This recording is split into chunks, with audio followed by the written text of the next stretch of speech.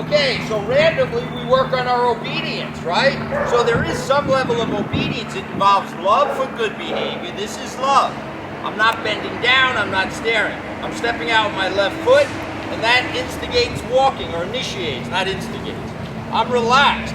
When I stop, he needs to SIT. See, he spells. Isn't that quite amazing? I step in with my right, and I teach him to STAY.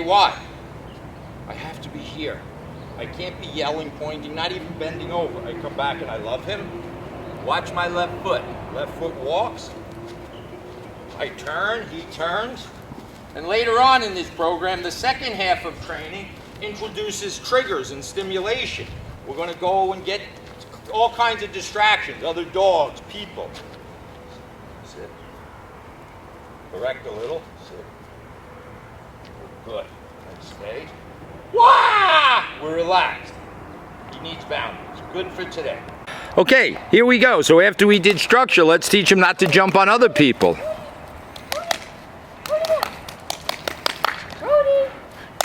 Now just get low and pet him, get low, and then he'll come and he loves. Then she stands up. Soon as he starts to jump, she changes her center of gravity. Obviously, a child can't do that. Get low, and we're just going to teach him. Now she loves him. 4 feet are on the ground. Next time, correct him off with your leash. Get low. Oh, correct. Good. Good. Good. So we're teaching him. It's a different person. Now stand up. So he's just a happy-go-lucky dog. So this is what we work on. She walks. She turns and gets him excited. He has to know. He doesn't know. I can't tell an autistic brain not to jump. He needs to learn when his 4 feet are on the ground, he's going to get love. But he can't touch or jump. Now, good. Good. Now get low. And then he's going to come in. Then she's going to love him. 4 feet are on the ground. This is a work in progress. We're not training this dog not to jump on your children. We're not training this dog not to jump on you. We're showing you, without the use of force or heavy-handed behavior. This is wonderful. Does this look like an oppressed dog?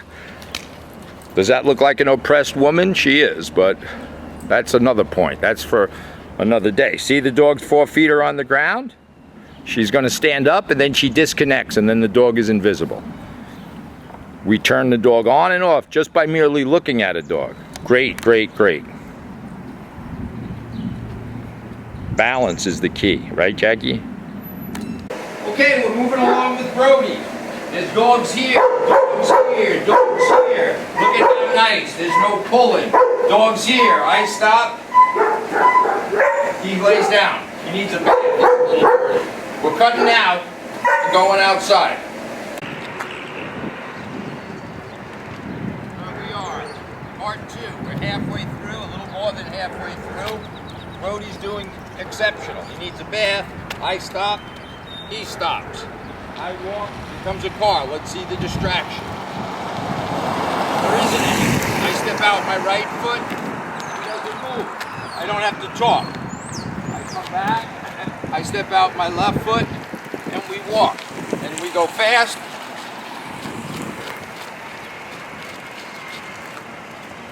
I turn. We go slow. If I couldn't walk, if I was disabled, look at my energy. I stop. SIT. Brody sit. Brody stay. And we're more than halfway through. We're going out on the field, have some fun. One of the other important points, learn how to play with your dog. You have to teach him the rules. So a young dog is going to mouth. That's how they play with their siblings in the wild. Yeah, yeah, yeah, yeah, yeah, yeah, yeah. Here's how I play. 4 feet are on the ground. See, he starts to mouth. I've taught him not to. Yeah, yeah, yeah, yeah, yeah, yeah, yeah, yeah, yeah. Look, no tension. See, he's mad. Oh boy. You have to teach him how to play. His natural mother taught him how to play. It can't be a free-for-all. You have to teach your children how to play.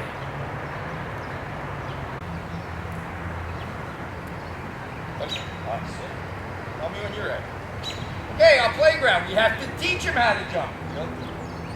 Good. Brody. Good. Teach him. We're going to make it higher and higher. Brody. Good. Up. Good. Good. So just like we challenge our children, we challenge ourselves to improve, we're going to challenge Brody to jump a little higher. So I put another piece in there. I have to have obedience and control first. I step out my left heel. Up, up, up, up, up, up, up. Good. Up, up, up, up, up. Good. Then I love him. Yeah, yeah. Yeah, yeah. Okay. Okay, so here's our friend Brody. We're finishing up our boot camp. He's doing great. We're inside. Couple of important facts, points. We don't touch the dog unless his 4 feet are on the ground. We don't pet. A leash and collar is always on him. When we can't manage him, so this is my house. You can see we have tables, there's food on the tables, there's all kinds of things. So he's free to run around. I pet him when his 4 feet are on the ground. Off. He knows off. Good doggy. Yeah, yeah, yeah, yeah, yeah, yeah. Yeah, yeah, yeah, yeah, yeah, yeah. I love him with 4 feet. When I need to go to take a shower, I have company, the kids are driving me crazy, I just say, Brody, go play. Okay, so here we are, we're finishing up Brody's 12-day boot camp. We have a couple of more days to go.